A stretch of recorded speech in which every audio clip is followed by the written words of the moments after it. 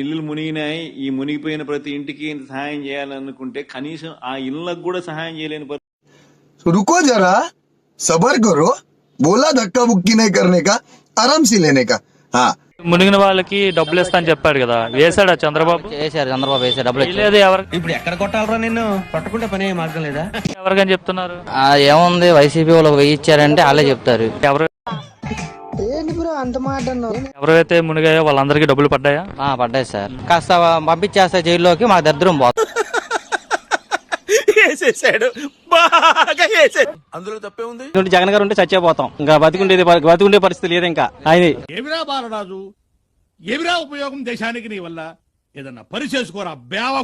అది ఈ చంద్రబాబు నాయుడు 74 సంవత్సరాలు అయినా కానీ తిరిగి ప్రతి మూలని అందించాడు కానీ తప్ప, అదే జగన్ గారు ఉంటే ఇంక మన అసలు బతికే లేదు. పట్టు కోట ఇది వెళ్ళిపోద్ది లోపలికి.